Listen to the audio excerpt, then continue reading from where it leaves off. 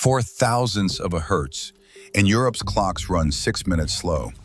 2 hertz and a country goes dark in 3 seconds. Nothing is holding the needle. Somewhere in every power grid on Earth, there is a number that nobody looks at. In Europe, it reads 50. In America, 60. It is the frequency of the alternating current in the wire, and it is not a setting. Nobody types it in. It is a measurement of whether at this exact instant, the world is generating precisely as much electricity as it is using. Because the grid stores nothing, not a battery's worth, not a bathtub's worth, against what runs through it. The electricity lighting the room you are sitting in was generated a fraction of a second ago, hundreds of kilometers away, and it will be gone before this sentence ends. Supply and demand are not balanced daily or hourly. They are balanced continuously with no buffer in between. So what happens when they don't match? The answer is mechanical. Across the continent, power station turbines are spinning, heavy steel shafts turning 3,000 times a minute, dragging generators behind them. Ask for more electricity than is being made, and you are asking those shafts to do work nobody paid for. They slow down. Frequency is not a signal about the grid. Frequency is the speed of the machines. And they all turn together. From Portugal to Turkey, 32 countries and 400 million customers sit on one synchronous grid. Every generator locked in step with every other, like gears inside a single engine the size of a continent. Switch on a kettle in Lisbon, and by an amount far too small to measure, you have tugged on a turbine in Poland. There is only one machine, which makes the frequency and account balance readable to 3 decimal places. In 2018, a dispute between Serbia and Kosovo left an imbalance that nobody would correct. The continent's average frequency settled at 49.996, 0.04 of a hertz low. Over 2 months, 113 gigawatt hours went missing. And across Europe, oven clocks, which count the mains, ran 6 minutes slow. 6 minutes of drift out of 0.04 of a hertz. That is how tight the accounting is. But it raises the question this whole video is about. When a power station trips offline, gigawatts gone in an instant. The balance breaks in that same instant.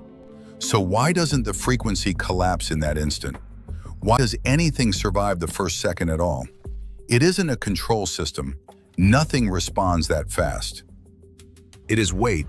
A large turbine and generator set weighs hundreds of tons and turns 3,000 times a minute, and a spinning mass that size cannot be stopped politely.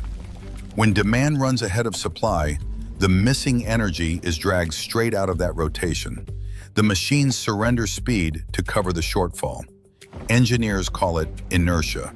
The grid calls it the reason it is still standing. Add up every spinning rotor on the system, and you get the number that governs everything. How fast the frequency is allowed to fall. More mass, slower fall. Slower fall, more time. And time is what the entire defense is built out of. Inertia holds the first seconds for free. Automatic reserves arrive within 10. Contracted power plants ramp within minutes. Break that order, and there is no second layer. On the 9th of August, 2019, lightning struck a transmission line north of London. Within seconds, the Hornsea wind farm dropped 737 megawatts. Little Barford's steam turbine, another 244, and hundreds of megawatts of small embedded generators fell out behind them. The frequency reached 48.8, and there the grid stopped trying to save everyone. Protection relays cut 1.1 million customers off automatically to keep the rest alive. That is not the system failing. That is the system. Continental Europe is built to absorb the sudden loss of 3,000 megawatts and still hold the frequency between 49.8 and 50.2. Below 49, load shedding begins automatically with no human in the loop. The grid is designed to amputate. The only questions the engineering asks are how much and how fast. On the 8th of January 2021, one busbar coupler in a Croatian substation tripped. 43 seconds later, the cascade had cut the continent in half. The western side sagged to 49.74. The eastern side, suddenly holding a surplus, ran up to 50.6. 1.7 gigawatts of industrial load was cut in France and Italy within the minute. Europe was resynchronized 62 minutes later. Almost nobody noticed. In Texas, the number is 60, not 50. In the freeze of February 2021, the grid fell below 59.4 and stayed there for 4 minutes and 23 seconds. 9 minutes at that level would have triggered the cascade, and the cascade would have meant restarting the grid from dead over weeks.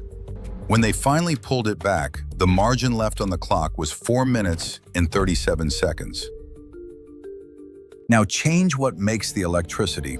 A wind turbine's blades do turn, but its output passes through an inverter, power electronics that synthesize the wave rather than spin it. Solar has no moving part at all. Both of them follow the grid's frequency. Neither pushes back on it. The energy arrives, and it is the same energy. The momentum behind it does not. The weight has left the account. On the 28th of April, 2025, the Iberian Peninsula went dark. 15 gigawatts, around 60% of Spanish demand, vanished. The frequency hit 48. From the first oscillation to a dead grid took under 3 seconds. Investigators found no single villain. Voltage control, reactive power, oscillations running between plants. But 3 seconds is not really a story about a trigger. It is a story about how little time there was. So the seconds are being bought back, deliberately. Ireland writes its limit in plain numbers. No more than 75% of demand from non-synchronous sources at any moment, rising toward 95% by 2030, and wind farms are switched off to stay under the line. At money point, 50 million euro bought a 130-ton flywheel and a 66-ton rotor turning at 3,000 revolutions per minute. It generates no electricity, it only spins. That is the shape of it. For a century, the grid's shock absorber was never designed, never dispatched, and never built. It was a side effect of the fact that making electricity used to mean turning something heavy. Take the weight out, and the physics doesn't punish you. It simply gets faster. Somewhere a needle is still resting on 50. Nothing is holding it there except the balance, and the balance is live. If you want more of these, the choke points, the systems, the things quietly holding everything up, subscribe. New video every week. If this was worth your time, hit like. It genuinely helps.